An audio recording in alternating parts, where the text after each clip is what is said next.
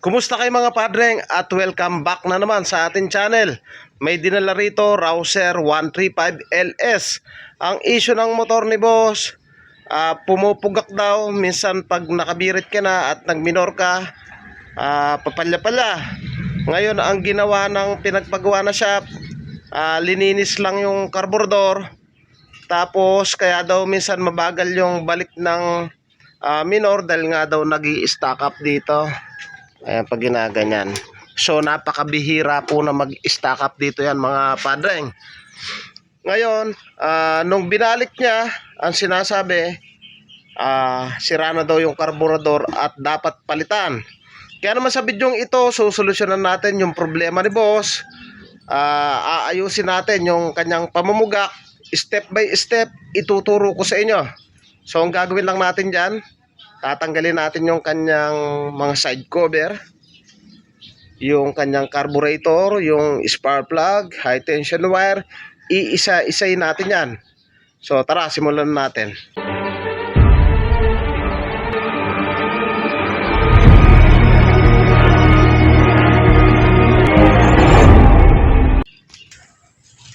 So yun, tinanggal niya na yung kanyang bangko. Ngayon, start na muna natin mga padreng. Check natin yung kanyang idle, kung hindi namamatay yung motor.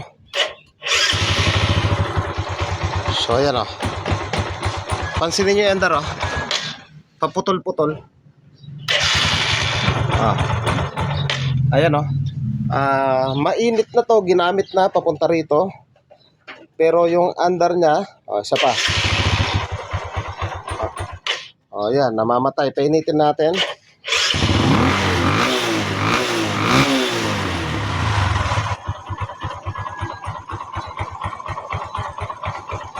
Ayan, pinainit natin. Tingnan nyo yung kanyang idle, wrap idle.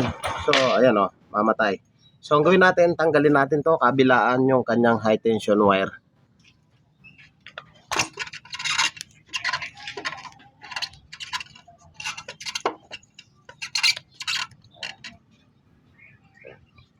At dito sa kanyang high tension wire, so nakikita naman natin yung tanso. So, okay naman siya, malinis, balik na natin diyan.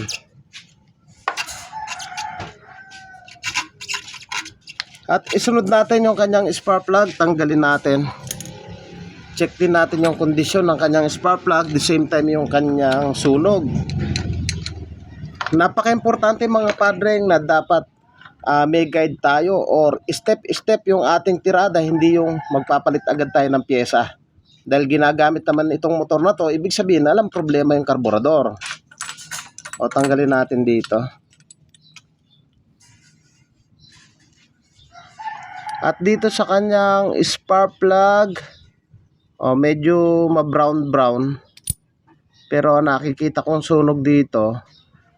Kulang pa siya sa tono dito sa kanyang air screw. So magtotono pa tayo para makuha natin yung optimal. So kulang pa yan, dapat brown talaga. So ang gawin natin, linisin natin to.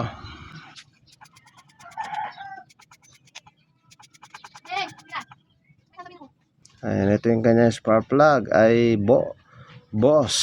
Big Boss. So ayan, i-check natin yung kanyang binabatong kuryente. At least 1 cm ang dapat ilabas nito.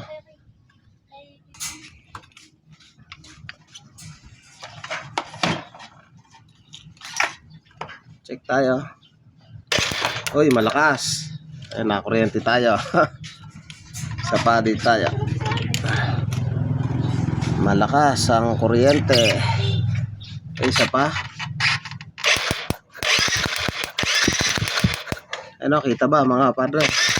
At sa pagkakataong yang good dito, high tension wire good, spark plug good, at pwede na nating ibalik. So ibabalik ko na, hindi ko na papakita, medyo natatagal yung ating tutorial. So doon naman tayo sa kabila. Ang bago yata spark plug nito dito sa kanyang high tension wire. So yun, okay naman. Spark plug cap, okay naman. Tanggalin natin yung kanyang spark plug.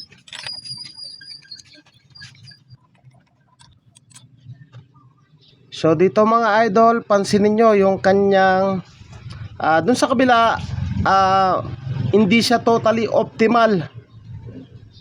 Tapos dito naman sa parting kaliwa, puting-puti na yung kanyang sunog, oh. Ayun, oh, puting-puti.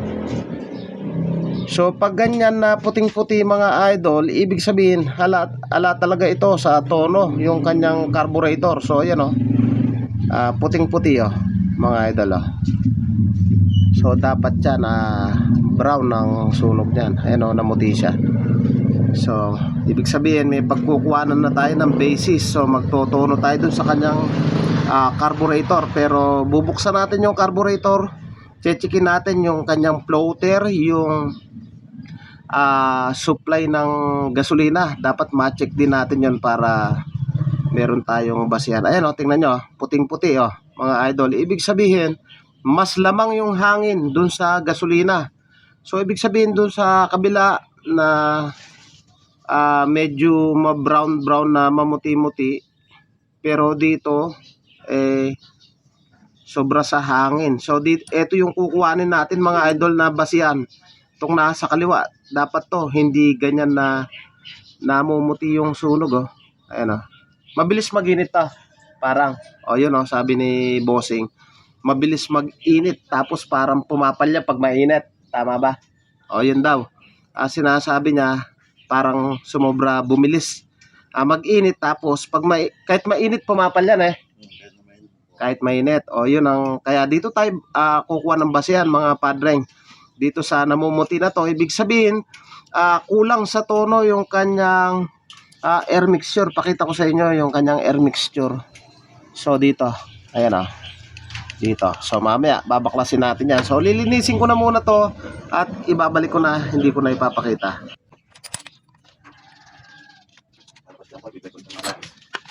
So yan, ang targetin natin mga padreng yung kanyang carburetor. So mga padreng, nabaklasan natin yung kanyang tangke. So na-expose natin yung kanyang carburetor. Napansin ko lang dito mga idol, baligtad yung kanyang filter. So sa tuwing nagkakabit po tayo ng filter, dapat yung filter dito siya sa babaan ng gasolina, sasalain niya. So dito, sa part na to, dito papasok yung papasok siya sa carburetor. So baligtad to. So hindi niya masasala yung dumi galing dun sa kanyang tangke. So hindi naman yan yung issue natin. Dun tayo sa carburetor, baklasin na muna natin. At dito sa kanyang carburetor, mayroong screw, dalawa. So tanggalin lang natin yan. Ang issue ng motor ni boss, palyado pag tumatakbo. Minsan matagal daw bumalik yung kanyang minor. So kalimitan pag matagal bumalik, mali yung adjustment nung doon sa kanyang air screw. So yan, tanggalin natin yung kanyang carburetor. Medyo matigas. Okay. Medyo matigas. So ito na yung kanyang carburetor. So ibaba na muna natin. At dito sa kanyang carburetor mga padreng, so kanina namumuti yung sunog ng kanyang spark plug. So dito yung kanyang air mixture. So bilangin natin yung naka-install. Kalate, isa, isa't kalate, dalawa, dalawat kalate, tatlo, tatlot kalate, tatlot kalahati. Napakalayo niya mga idol. So tatlot kalahati dapat to at least 2.5. So ganyan dapat yung inalagay natin dito sa starting point natin kasi tatlot kalahati. So napakalamang ng hangin. So mentres na lumuluwag ito, tumitipid yan sa gasolina mga idol. So tatlot kalahati, sobrang sobra. So dapat to at least 2.5 muna tayo magsisimula. Tapos papaanda rin natin yung motor, i-check natin kung ano yung magiging kanyang resulta. So gawin natin, babaklasin ko na rin to.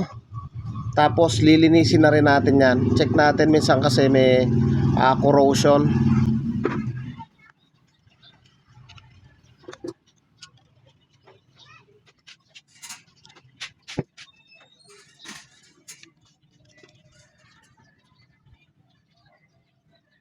So malinis naman itong carburetor. So sinasabi ni boss, bagong linis nga lang to. So ngayon ang gawin natin, sagad lang natin. Tapos lagyan natin siya ng 2.5 na pihit. So check din natin yung kanyang RPM, dapat mabilis yung bumalik. So kalahati, isa, isang kalahati, dalawat kalahati lang tayo mga padreng. Siyempre i-check din natin yung kanyang floater kung nasa tamang posisyon mga padreng. So napaka-importante na dapat. So medyo matigas, so buksan ko na muna. So yung mga padreng, nabuksan na natin yung carburetor. So pansinin nyo yung kanyang floater, oh. Masyadong lubog. Masyado siyang lubog mga idol. Ayun, oh, masyadong lubog. So dapat to, ganito lang yung position niyan. Medyo nakababa lang siya ng bagya. Teka, pakita ko sa inyo yung position. So yan, mali po yan, nakaangat. So dapat yan, nakaganyan lang siya. Teka.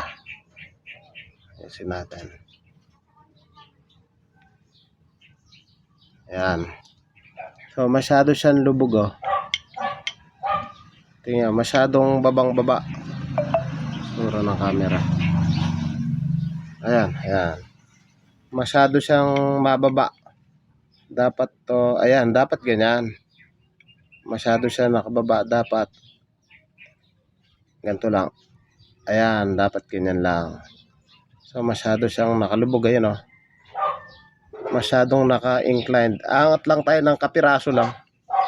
Ayan, ganyan lang. Ayan, angat tayo ng kapiraso. Makikita nyo naman yan, dapat yan medyo nakaganon. So ito medyo sobra dun, oh. Nakadukdok maigi. Kaya ginagawa nila, ang nangyayari tuloy, yung gasolina pumopondo na rito. So linagyan na nila ng pandikit para siyempre tatagas yan dahil nga marami yung pasok ng gasolina. So ang gagawin ko lang dito mga idol, itutulak ko lang ng kapiraso to. Yung pinakakamay na yan, tutulak lang natin ng kapiraso. So kuha lang tayo ng screw. So ganito, tulak lang ng kapiraso dito. Angat ko na muna. Ayan, angat. Tapos tulak lang ng kapiraso. So tatanggalin ko na siya. Ready ako, mahirapan. May screw dito yan. Masyadong nakadukdok.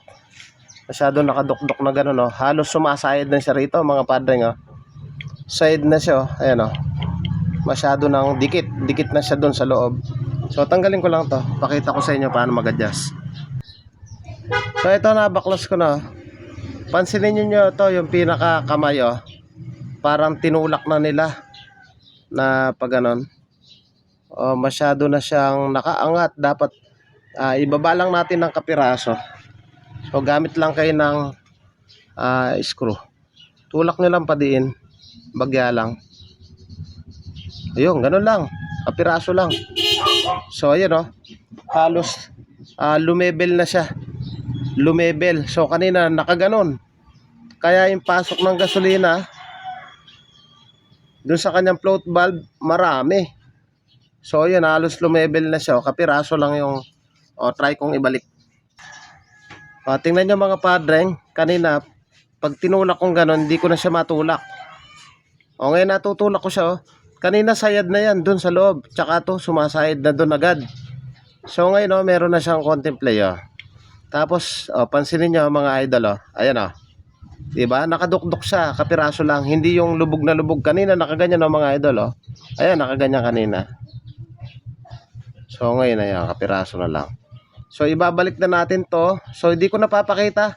Lilinisin ko na rin yung kanyang jetting. Susundutin ko ng wire brush. So medyo mahaba na yung ating tutorial. So susundutin ko lang ng wire brush yan. Tapos babalik ko na. At ikasa na natin. Check natin kung titino na yung andar ng motor ni boss.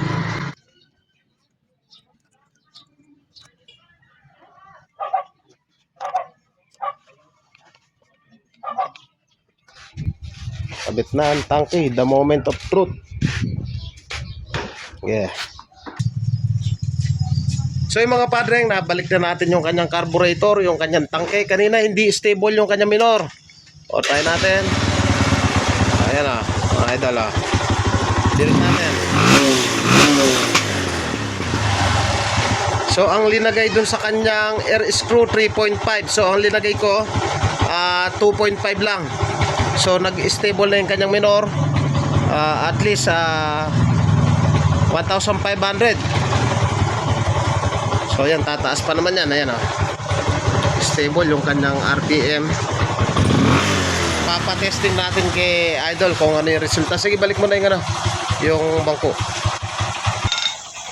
So yan, ipapatry na natin kay Idol mga padre. So abangan natin kung anong masasabi niya.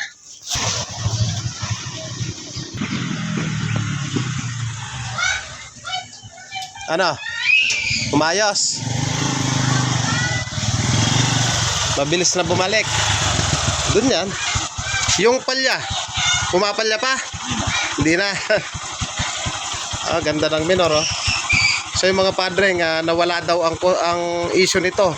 Palyado, tapos kanina pag naka-minor namamatay na. So naka 3.5 yung kanyang air screw, sobra sa layo.